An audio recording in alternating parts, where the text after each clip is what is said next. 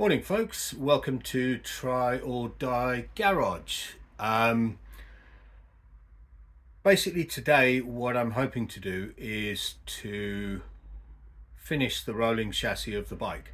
So last episode I had the front brakes on and I kind of did a test fit of the rear wheel just to check the chain alignment and check that the wheel was centered. I thought I'd run into some problems with that, but I think I was basically overreacting.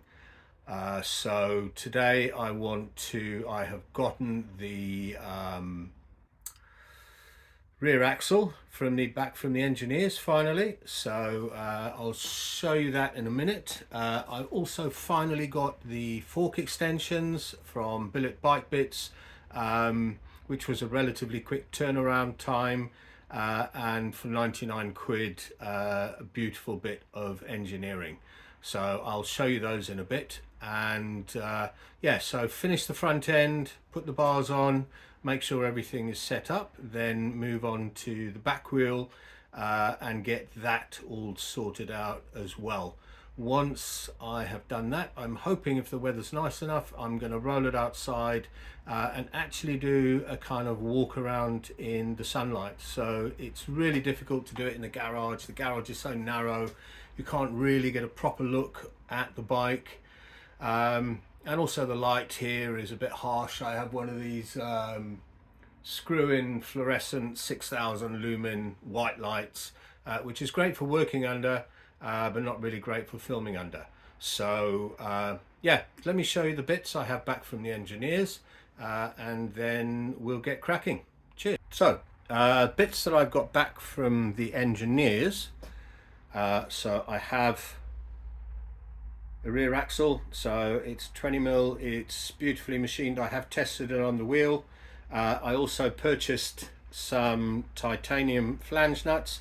Interestingly enough, a pair of titanium flange nuts at £16 were cheaper than actually getting stainless steel machined nuts, axle nuts, at something like 20 quid each. So a bit of a bargain, and I do like a bit of titanium. So we'll be putting that on and making sure that the back wheel fits. The other thing that I have are the fork extensions. So these will extend the forks. So I drop the forks by 60mm through the yoke. They have a shoulder on the inside, as you can see, and this cap, which is beautifully machined. So the cap pops out and you can have access to the fork adjusters. It does have some grub screws on the rear, I suspect to prevent sort of movement when it's fitted on the bike, but to be perfectly honest, once the top clamp is tightened down, I don't see how they could move. And if you use the grub screws and there's any vibration, they're actually going to eventually wear into the back of the fork. So I probably won't tighten those. But yeah, so let's get started. I'm going to put these on the front of the bike and see if we can finally get the bike off the sensor stand, leveled, and yeah, get going on the rolling chassis. So first things first, I haven't taken the bars off, they've just been mounted out the way. The front brakes are fitted. I've also actually fitted the front fender, which I'll show you in a minute when we do the walk around. But basically I want to get the extensions on, and they just drop, and you can see they are, the vacuum actually, the air actually forces the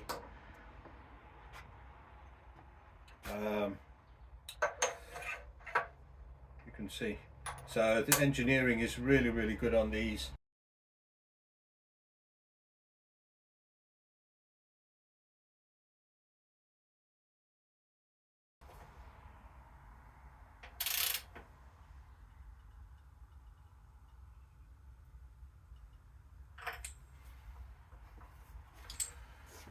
There we go. top clamps.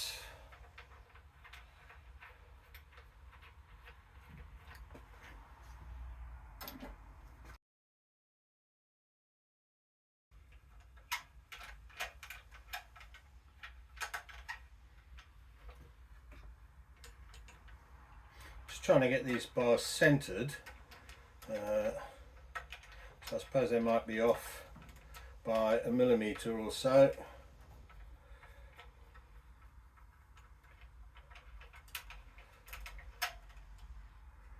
Get them snugged down a bit and then just tap them across.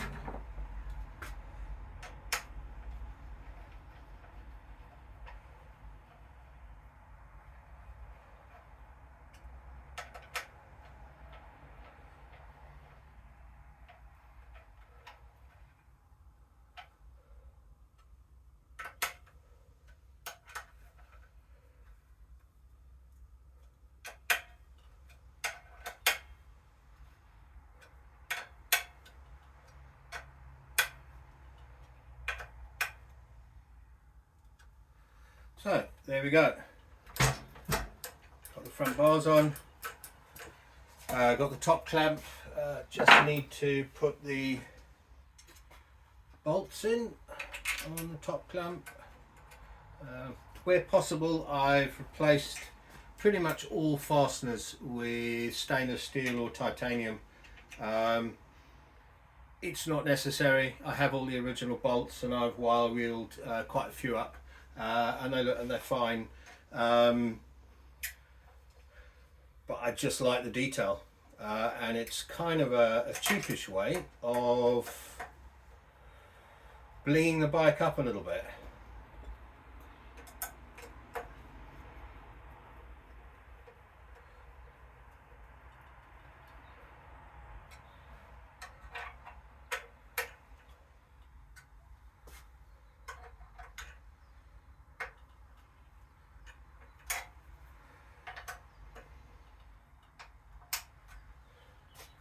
Here we go. So the front is nicely fitted. Don't have the clutch cable on. These are not properly adjusted. And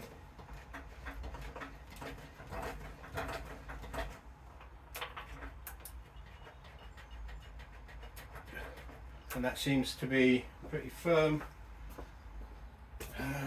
Just let me tighten up the... Shouldn't need to. No. Top bolts I've already tightened up.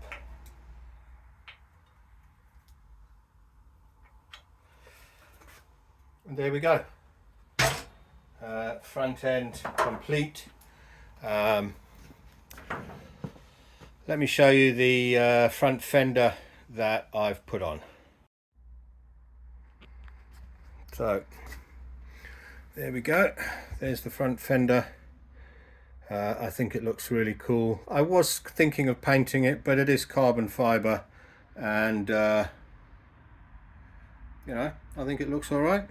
So the front end is kind of done and done. So I'm going to start with the back wheel now. I've got all the bits and pieces, spacers and so on. This axle is very snug, so the engineers have basically engineered it with very fine tolerances, so I suspect there's going to be a bit of rubber mallet action going on, but I have tested it just briefly, just using the wheel. It goes through the wheel, and it goes through the swing arm. I think my rear swing arm is probably slightly twisted by about a millimetre. I noticed it when I fit the rear shock. I have to literally slightly push up on this side of the swing arm to get the bolt just to slide through. I suspect that's probably down to the fact that when it was powder coated, it will obviously have been baked at about 80 degrees, so that could cause some slight distortion, but other than that, it's not under any real tension, so it's looking good.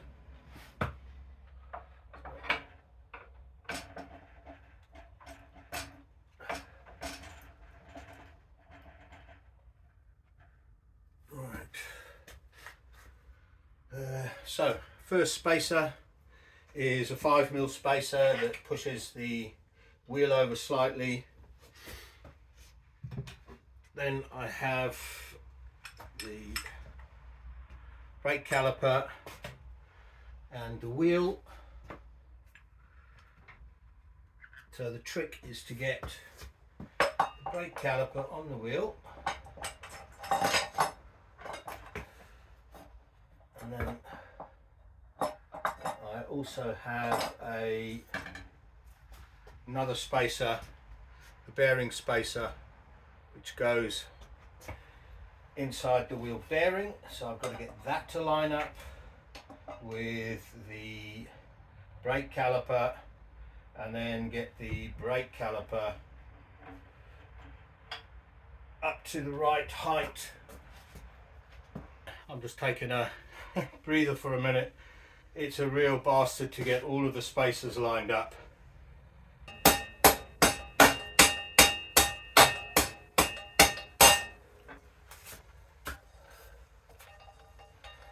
There we go. Wheel is in. Wheel is centered. No noises. It's nicely spaced out. The disc is centered perfectly in the caliper. The wheel is centered perfectly in the swing arm. And I'm hoping that the sprocket is going to line up.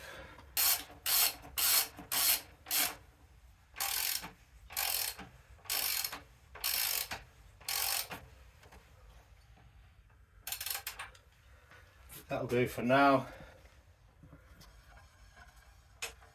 Runs freely, doesn't make any sounds, there's no grating, it's in snugly. So now I'm just going to see if I've got the alignment. If I can find my laser aligner. Right, so I have the laser alignment tool. It's not a hugely expensive one, but I've used it on loads of my other bikes. And if we come forward to the front sprocket, see if I can get a better picture in here somehow. It's bang on the front sprocket, the center of the front sprocket.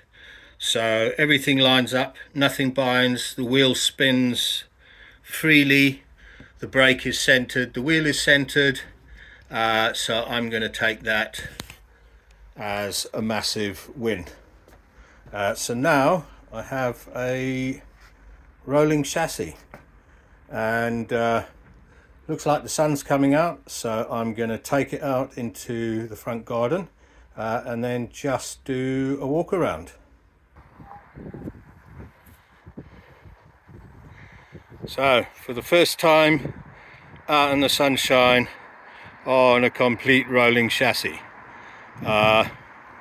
So back wheel is nicely fitted in, rear shocks, rear brake reservoir, rear master cylinder, foot peg mounts, battery box, the rear inner fender and the fender support, which is one of my luxury purchases from Ono Speed or Unicorn Japan, I can't remember which. Engine is painted up okay. It's not a concourse bike, but I think it's cool. You know, but every nut and bolt has been off this bike, and it's been completely stripped down. The one thing that is a concern is the front forks have a very limited turning circle because they hit down there. That's just a cosmetic piece, but I think it protects the bike from weather. So I need to look at that and decide whether I'm just going to chop down the mounts a little bit and just move it in, so it gives the turning circle like another 20 mils or so. Front of the bike, I've test fitted one of the exhaust tubes because I do have an exhaust for it, sort of anyway. Front wheel,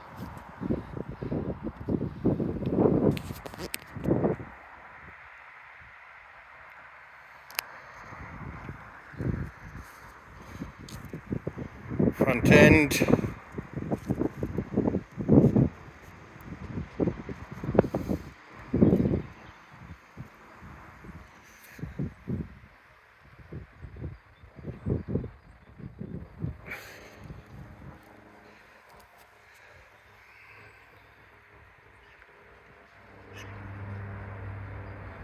and my Yoshimura Japan chain guard.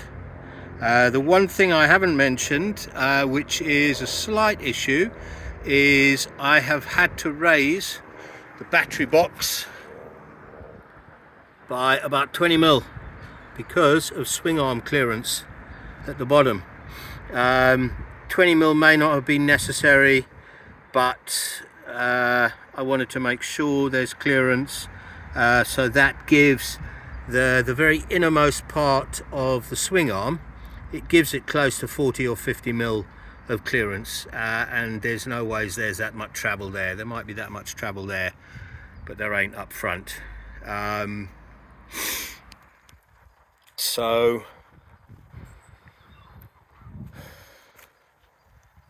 that is it. So for me, this is a really big day, and I'm really pleased to get the bike out into the sunlight.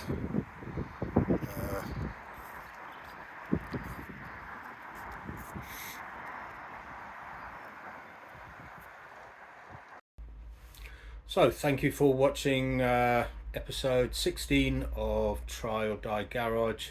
As always, if you liked it, please like, share and subscribe, and share it, and above all, please comment. If you've got any suggestions or you think that I'm doing something wrong, then it's always welcome.